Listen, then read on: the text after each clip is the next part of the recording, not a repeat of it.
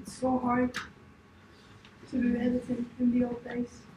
Still is, by the way. The fact that you have a lot of... So this is what we call linear editing, as in it worked in time. So we would start from the beginning of the movie to the end, which meant... Okay, so Griffith, when he developed this and developed editing, beginning it was Thomas Edison and Lumiere films. They started everything in film industry. By the time Griffith comes up with film editing, film companies start opening up everywhere. And they start shooting a lot. And this is when the studios start coming. And they start coming down with regulations for editing. They want editing to go fast because they want to produce more movies so they can sell more tickets.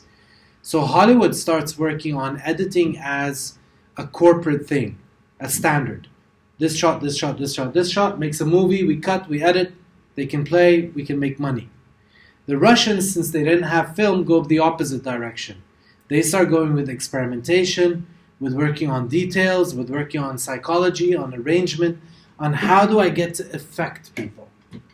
So what you're watching here with Vertov, with Man with a Movie Camera, I love this movie. I mean, it's an hour long. It's worth watching. You guys can find it on YouTube. It shows you Russian life. Real Russian life at the start of the USSR. Everyday life. You see behind the scenes. You see the cameraman. You see all the shots. And there's so much beauty in what they're shooting. But editing for them was, you have these films, you can cut, select, put them on top of each other. Doing special effects like crossfade, things like this were super difficult.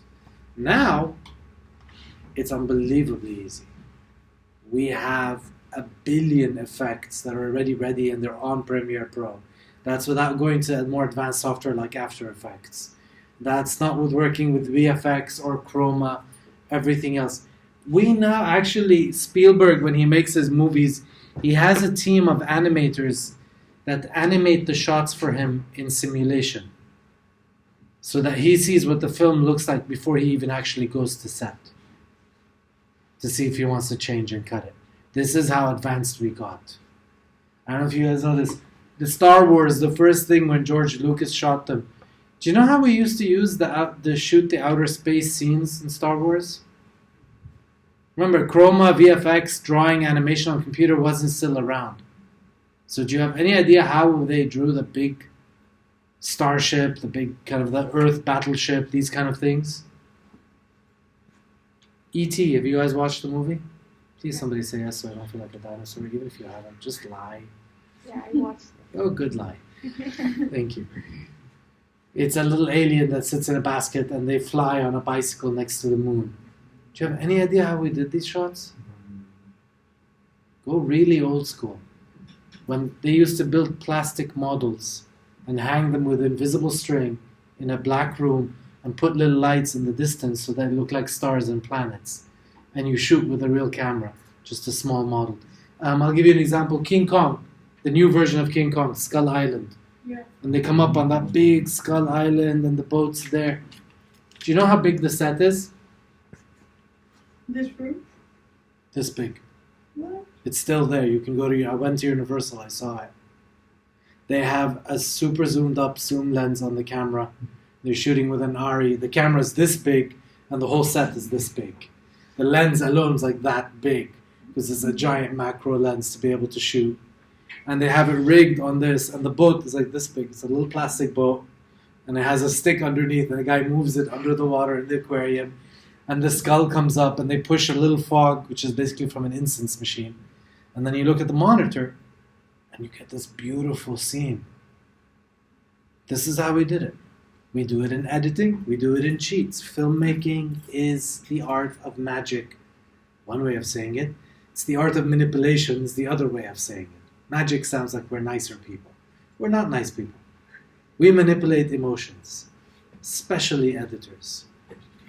You guys get to play with emotions, and that's a very strong weapon. Once you learn how to do this, you can turn any movie, like in advanced editing, what we would usually give you is we'd give you a video, like the opening trailer for a horror movie, and tell you recut it into a comedy. You can't use other footage, you can't use other material. Take the same footage from a horror movie, make it into a comedy. Make it into a drama. Show me what you can do. This is insane how much options you have. So the best thing I can tell you, please, please, please, the only way you're going to learn this course, you saw how many buttons there are on Premiere Pro. They're so much fun, by the way, to play with. So download Premiere Pro on your computer and then completely screw it up. I've had my computer reformatted maybe 4 or 5 times when I first learned editing because I would do so many bad things to Premiere Pro, my whole computer would die. If you're doing that, you're on the right track. This is the best way to learn. And the new Premiere Pro, once we go back into it, I'm going to show you, it actually has lessons inside it that you can learn. So you don't even have to go to YouTube. It will teach you how to use the software. But it is fun to mess around with it.